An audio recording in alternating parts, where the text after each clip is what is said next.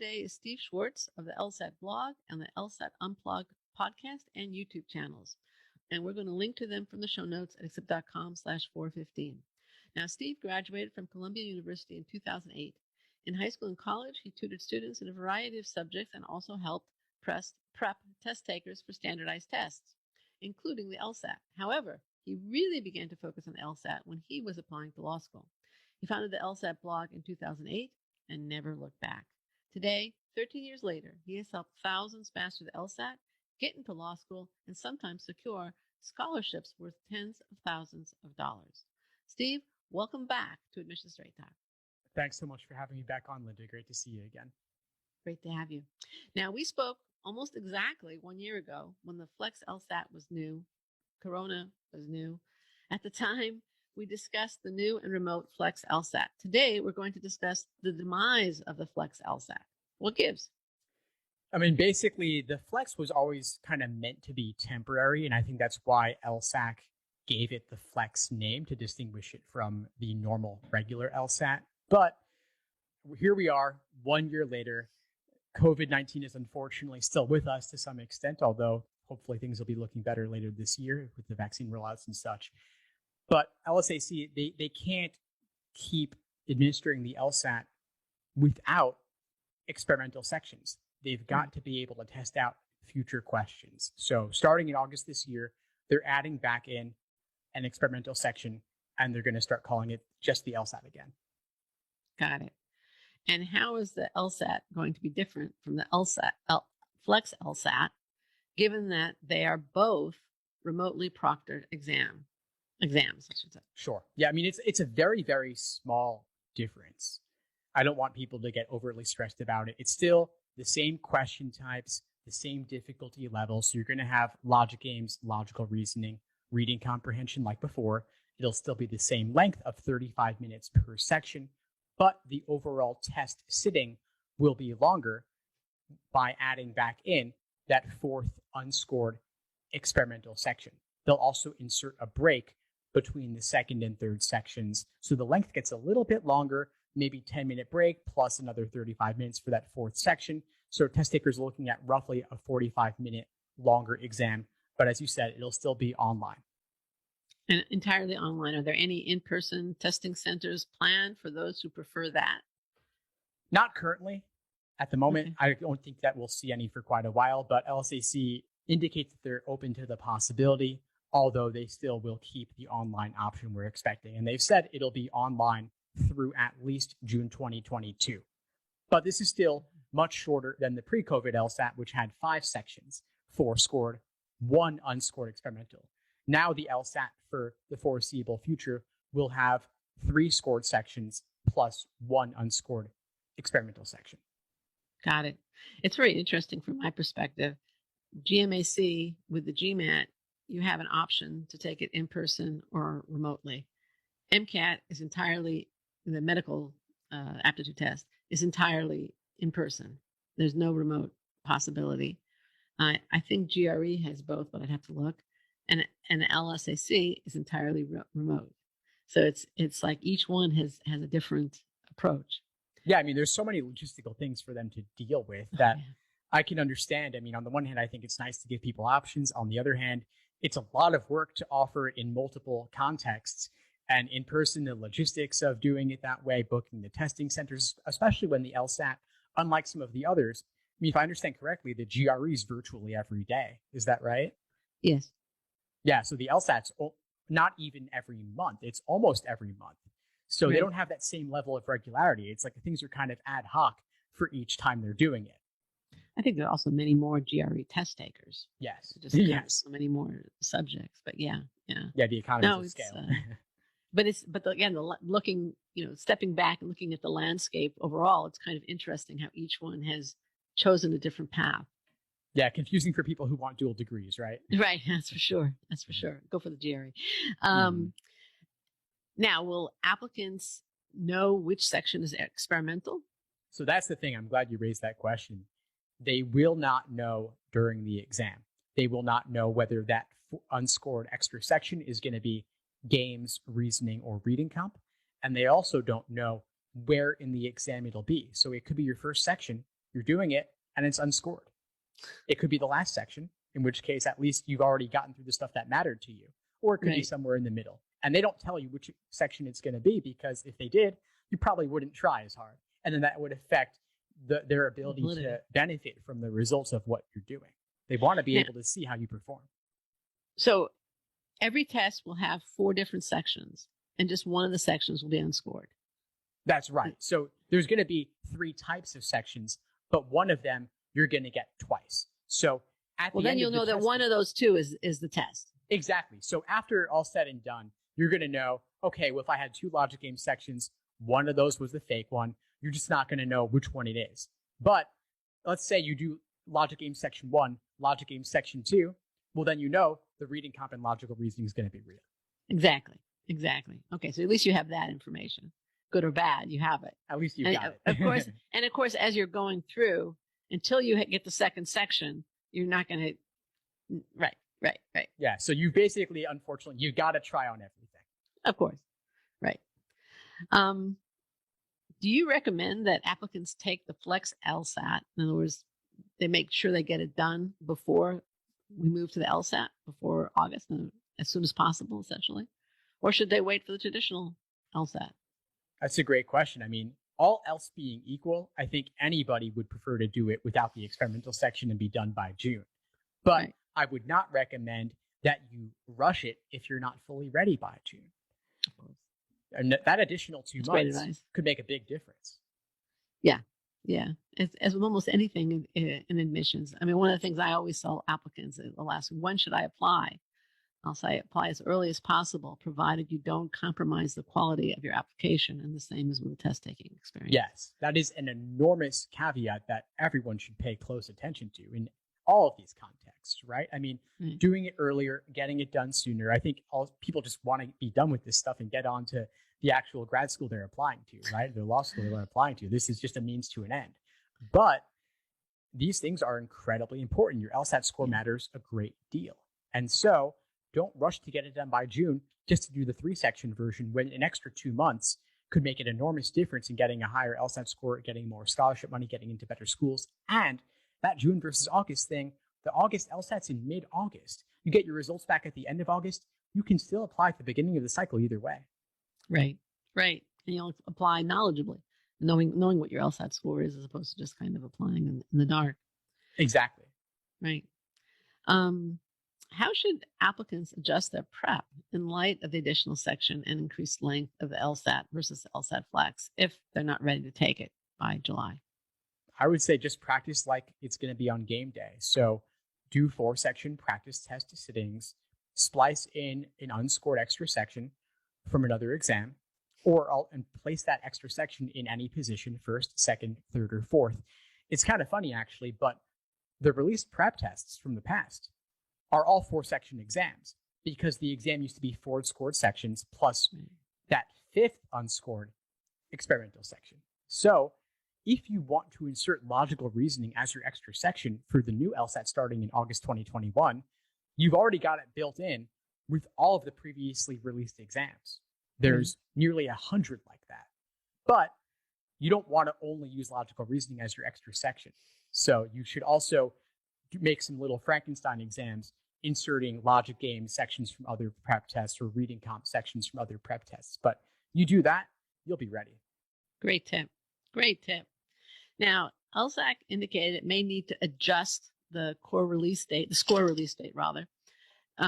given anticipated higher volume for the August administration specifically, probably because you will have the score before you actually can start applying.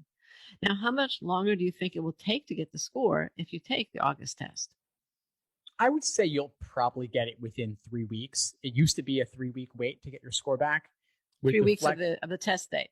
Yeah, so 3 weeks since you took it, or 3 weeks of that testing period. So 3 weeks. It used to be, of course, pre-flex. It was on a single day. It wasn't like you had a whole week of flex administrations like we have now with the online LSAT. So you get it about 3 weeks later, and they wouldn't even be precise about the date. They would have an estimated release date, but then release it randomly early. So everybody was super stressed about whenever it would come out.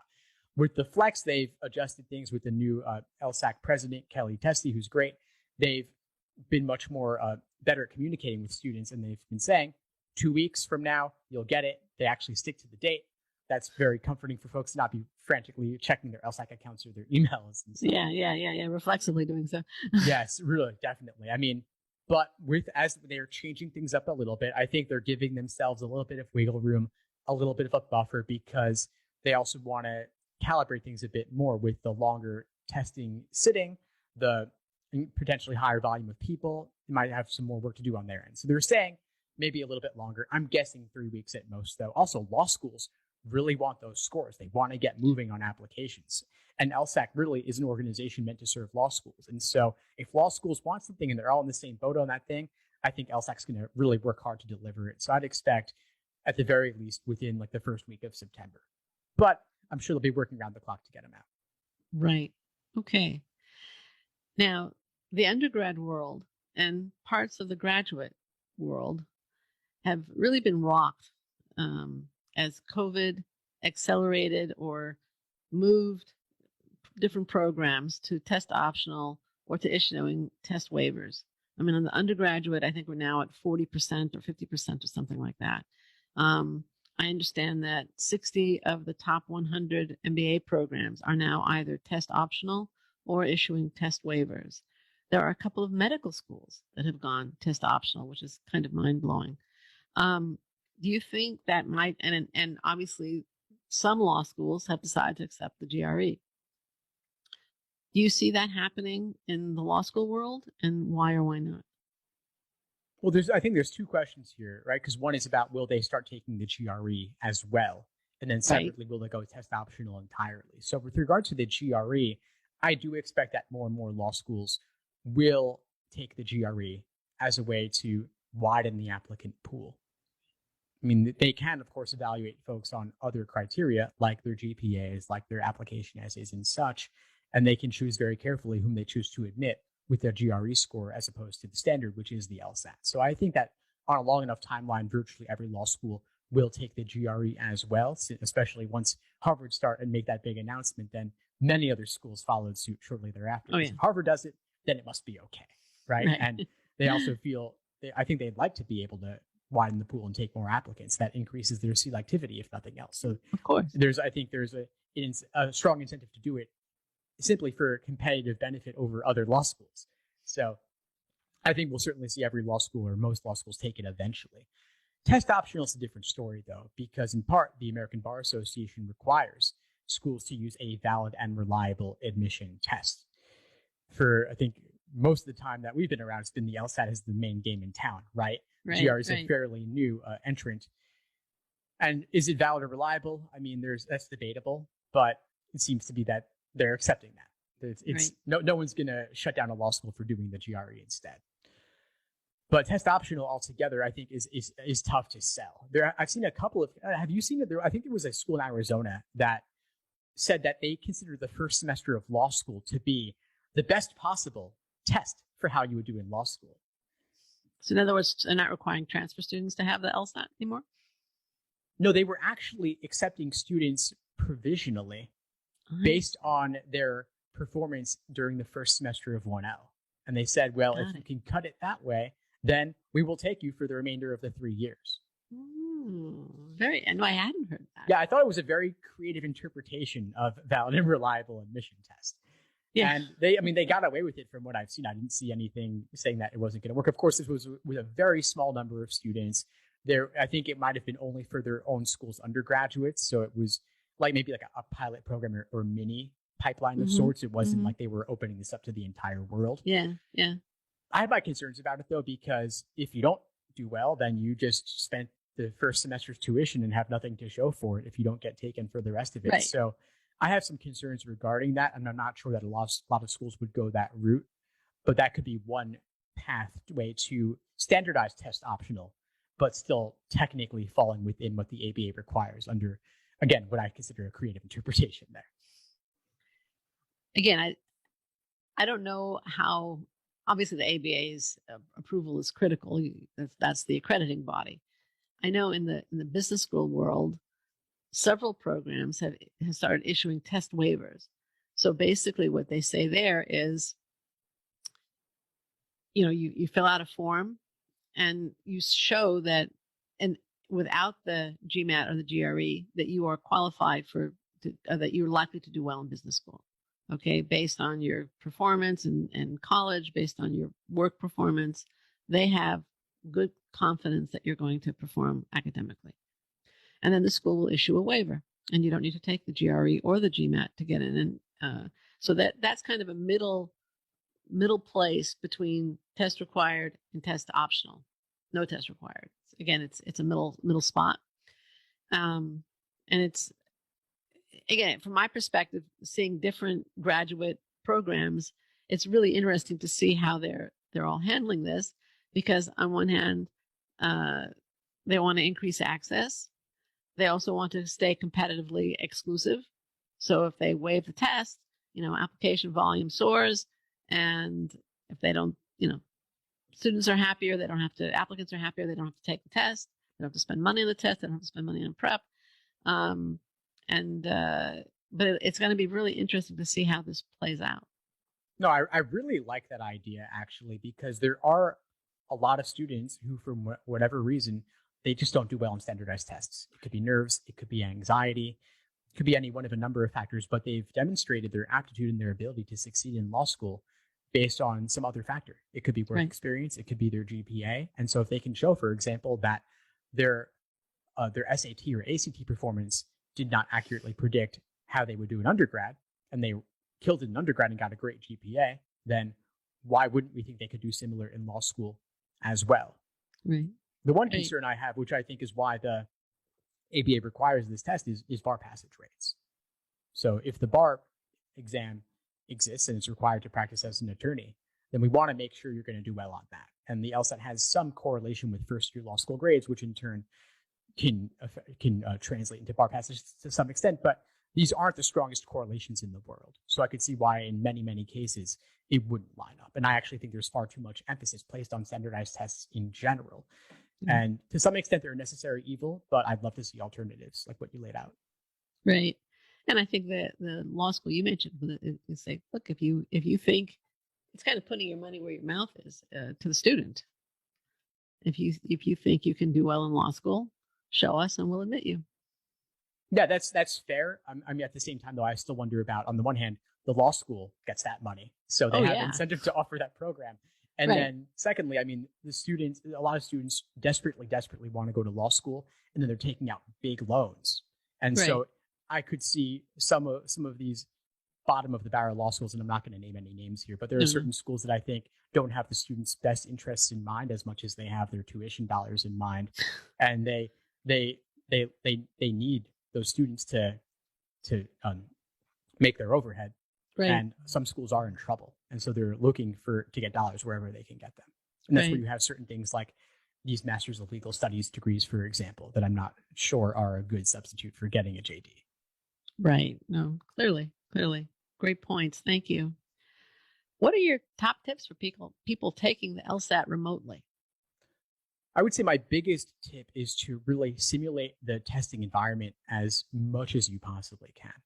So making sure talking about practice exams? Practice tests, yes. So making sure you're taking your practice tests in the same room you'll take the actual thing, making sure your internet connection is strong, and if not, reaching out to LSAC about getting an alternative place to take it. They'll give you what's the word? They'll reimburse you if you want to take it at a hotel, for example, with a good internet. So I'd say wired internet if possible, and making sure no one else is using it at the same time. So make sure it's strong enough, because there's nothing more frustrating than getting kicked out in the middle of a timed exam setting on the real thing. So simulate, practice, and make sure that you're used to the online LSAT format. So LSAC created Law Hub, aka Official LSAT Prep Plus, where you can take the majority of LSATs with the same look and feel, the same style as you'll do an actual test day. And so don't do the majority of your studying in books when the exam has changed format completely. Makes sense. Great tips. One question that occurred to me just now is, I mean, it does happen that there's a power outage or your internet goes down. In other words, somebody can do everything you said, right? They can do practice tests in the room they're going to take the exam. They can work on a wired internet connection.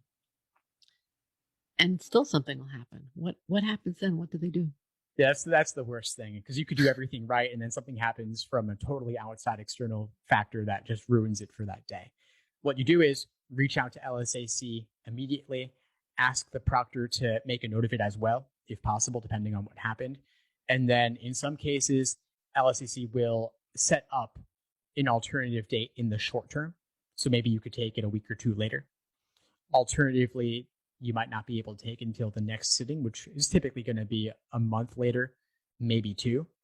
But that's really the best they can do for you, unfortunately, in most cases. And they can't undo what happened already. And a power outage, of course, is out of their control. And hey, I mean, there are things that go wrong on ProctorU's end as well. And ProctorU, by the way, is the organization administering and proctoring the online LSAT. So there could be things that happen that are at their fault as well. Either way, reach out to LSAC, reach out multiple times if necessary. Hopefully they'll make it right. They don't always get back to people quickly, though, just because of the volume of people they're dealing with. But keep following up, keep calling, call first thing in the morning if you can, because that's the best chance of getting through to them without a long wait time. Okay, great advice. What would you have liked me to ask you that I haven't asked you about the return of the LSAT and the demise of LSAT-Flex? I mean, honestly, Linda, I think you really covered everything. I love the questions. I think we hit it from every angle. All right, great. Well, thank you so much for joining me today. I really appreciate your taking time to speak with me. Where can listeners and LSAT test takers learn more about your coaching service? Yeah, sure. So again, I'm Steve Schwartz. I run the LSAT blog and the LSAT Unplugged YouTube channel and podcast. I'm pretty easy to reach through all of these platforms. I've also got a free, easy LSAT cheat sheet folks can download at bit.ly/LSAT cheat sheet, all lowercase, and that's the best way to get started. Okay, great. We're going to link in the show notes at accept.com/415 to the websites and resources that Steve just mentioned, as well as to other links to related articles and interviews, including previous interviews with Steve. Listener, thank you too for joining Steve Schwartz and me for our 415th episode. Quick reminder, grab your free copy of the Law School Admissions Guide, 8 Tips for Success. Accept its informative free guide for law school applicants at accept.com/415 download. And a final request, if you find the show worthwhile, please share the good word by leaving a review on iTunes. Your doing so helps us spread the good news about Admission Straight Talk. And you can leave the review at lovethepodcast.com/AST. And by the way, doing so will also enroll you in our lovethepodcast.com contest. Okay. And winners will receive a free consultation with me, 20-minute consultation. Thanks again for coming. This is Admission Straight Talk produced by Accepted, and I am your host, Linda Abraham. I'll talk to you again next week. Thanks for tuning into the show. Please subscribe if you haven't done so already to be notified of new episodes as I release them. And feel free to reach out if you need anything at all as you move forward with your prep. I'm happy to help however I can. In the meantime, I'll wish you all the best and take care.